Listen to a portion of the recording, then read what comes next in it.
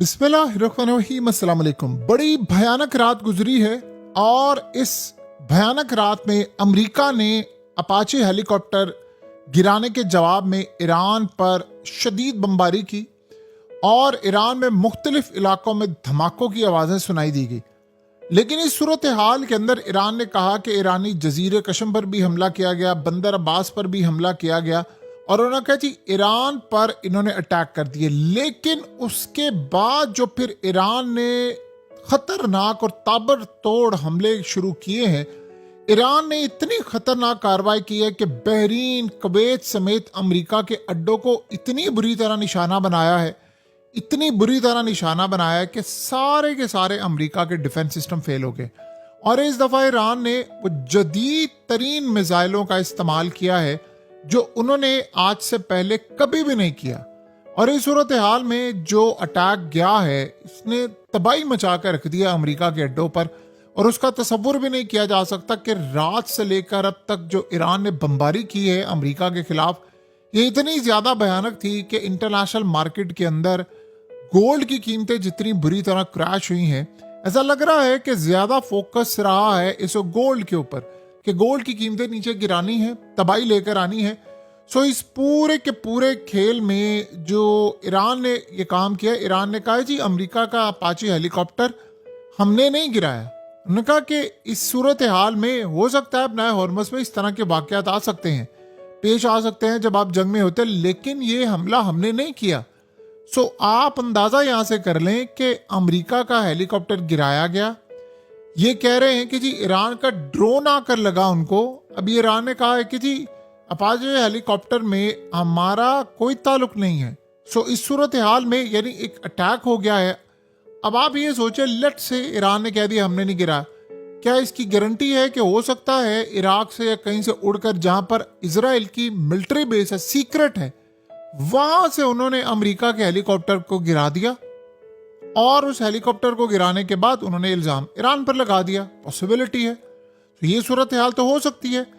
लेकिन जो इस वक्त मामला सामने आ रहा है वो तो क्लियरली नजर आ रहा है, ईरान ने जो बमबारी शुरू की है, यानी आप सोचे इतनी पीक बमबारी है, इतनी ज्यादा बमबारी है कि उर्दन में इन्होंने उड़ाया है। इन्होंने F-35 के हैंगर तक उड़ा दिए हैं उर्दन में, कुवैत में, बहरीन में।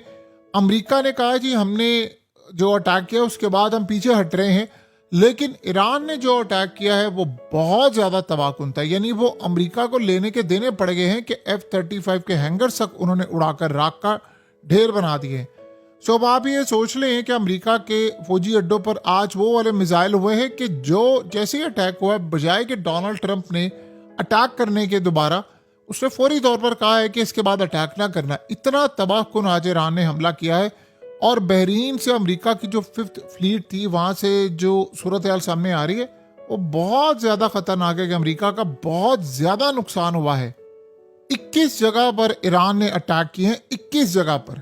तो यहाँ से अब आप अंदाज़ा कर सकते हैं कि इस वक्त कितने ज़्यादा अमेरिका, यानी उन्होंने कहा जो F-35 के यानी जो जेट हैंगर्स हैं और अमेरिका का कमांड एंड कंट्रोल सेंटर है, उसको बुरी तरह उन्होंने उड़ाकर राख का ढेर बनाया। और सोचो यहाँ पर कितने फौजी हैं, कितने लोग हैं जो मारे गए हैं। यानी अमेरिका के अड्डों पर इन्होंने किया क्या है, साथ में ड्रोन से भी हमले किए। मिसाइल तो मारे ही मारे हैं, साथ उन्होंने ड्रोन से भी हमले किए हैं और उसके साथ अमेरिका के अड्डों पर इन्होंने रडार सिस्टम को भी उड़ा दिया है।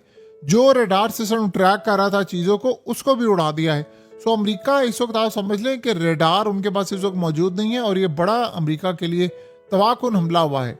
सो अब आप ये सोच लें कि जो ख़ास तौर पर अमेरिका के अड्डों पर अटैक हुआ है, बहरीन के अंदर बहुत ही ज़्यादा अटैक हुआ है। यानी इस सूरत हाल के अंदर आप ये सोच लें बहरीन में बहुत ज़्यादा हंगामी बेसिस पर लोगों को कहा गया है कि आप घरों में रहें। बड़ी ज़्यादा तबाहकुन सूरत हाल पैदा हुई है। और इस दफ़ा जब जॉर्डन में अटैक हुआ है तो इसका मतलब है कि इस खत्ते से निकलकर ईरान इस दफ़ा जॉर्डन तक गया है और वहां पर जाकर उन्होंने अटैक किया। F-35 के हैंगर्स को इतना ज़्यादा नुकसान पहुंचा है इस दफ़ा कि ट्रंप को यह कार्रवाई फौरी तौर पर रोकनी पड़ी है।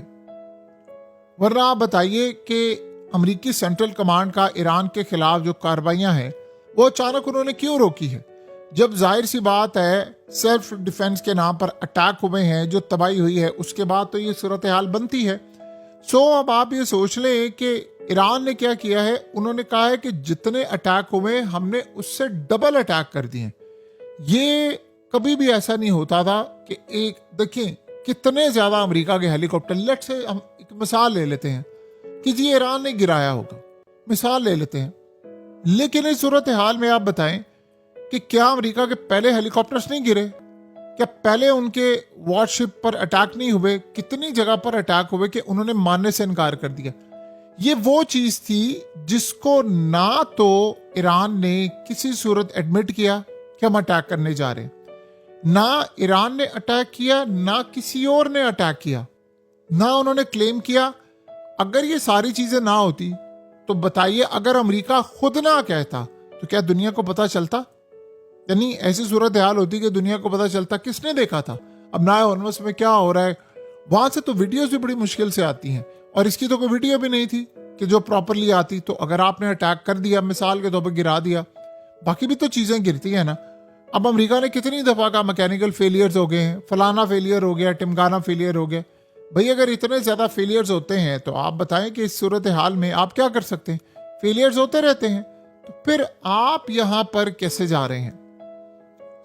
अब असल में यहाँ जो सबसे बड़ा पीक पर मसला हुआ है अमेरिका के लिए, कि अमेरिका इस पैटर्न को रिकग्नाइज करने को तैयार ही नहीं है कि ये अटैक हो गया है। उधर से आप देखें कि अमेरिका की तारीख का नहीं, दुनिया की तारीख के जो 10 बदतरीन दिन थे स्टॉक मार्केट के हवाले से, वो एक दिन कल का था। इतना फियर फैला हुआ है मार्केट में, एक्सट्रीम फियर है, एक्सट्रीम फियर है, इतना फियर है कि जिसका तसव्वुर भी नहीं किया जा सकता। यानी पीक डिटेलिंग में अगर आप जाएं तो आपको ये पता चलेगा कि लोग इस वक्त बेजार हैं। इन्वेस्टर मार्केट किसी भी जगह मूव करती है, और दुनिया के अंदर ऐसा अनस्टेबल पर्सन डोनाल्ड ट्रंप, जिसने अमेरिका की तारीख में, देखिए जब लड़ाई होती है तो लड़ाई तब की जाती है जब लड़ाई फेयर होती है। लड़ाई फेयर होती है यानी आपको पता ही चलता है कि ठीक है जी पैटर्न बन रहे हैं, रिकग्नाइज करें। लेकिन जब लड़ाई फेयर नहीं है, लड़ाई का पता नहीं है, आपको पता नहीं है कब मार्केट गिर जाए, आपको पता नहीं है कब मार्केट उठ जाए, इन्वेस्टर्स कब डूब जाएं, किस मुल्क का कितना बेड़ा गर्क हो जाए। स्टॉक मार्केट आज के दौर में टेक्निकल एनालिसिस से ज्यादा, या शेयर मार्केट सिर्फ और सिर्फ मूव करती है वर्ड ऑफ माउथ से या न्यूज से। लोग इस वक्त इतना अपसेट हैं जिन्होंने अपना पैसा, जमा पूंजी, ये तमाम चीजें लगाई हैं कि इस सारी की सारी सूरत हाल में क्या मामला हो सकता है। आप ये सोच लें कि अब अमेरिका के लिए चैलेंज ये बना हुआ है कि क्या अमेरिका अगला हमला करने के काबिल है। यानी आप ये सोचें कि अमेरिका के हवाले से जो सर्वे आया उसमें बताया गया कि 1 साल पहले अमेरिका के अंदर 50% लोगों ने कहा है जो हमारी हालत इतनी बेहतर थी, 50% लोग कह रहे हैं इस वक्त हालत बुरी हो चुकी हुई है। तो आप ये सोचें इन 50% में जाहिर सी बात है ट्रंप को वोट देने वालों की अक्सरियत भी शामिल है और दूसरे भी हैं। तो जब अब ये मैदान सजेगा, जब ये लोग जाएंगे, एंट्री लेंगे, तो क्या सूरत हाल होगी? अमेरिका को इस बात को बड़ी अच्छी तरह समझना है कि आने वाले वक्त में अमेरिका के लिए हालात कितने ज़्यादा अब ख़राब होते हुए नज़र आ रहे हैं। और यही वो असल में मरहला होता है अमेरिका के लिए कि जहाँ पर आपको ये चैलेंज फेस करना पड़ता है कि आप कहाँ पर जाकर लड़ सकते हैं और क्या सूरत हाल हो सकती है। अब अगला मरहला क्या आ रहा है अमेरिका के लिए?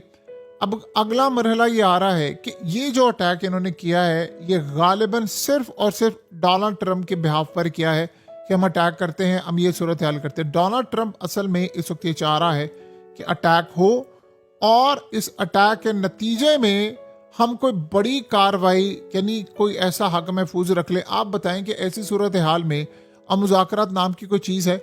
देखिए ये जो बार बार मामला हो रहा है ना कि अटैक होना, ये फलाना करना, ये गालिबन अमेरिका टेस्ट कर रहा है ईरान के डिफेंस सिस्टम को बड़ी बमबारी से पहले।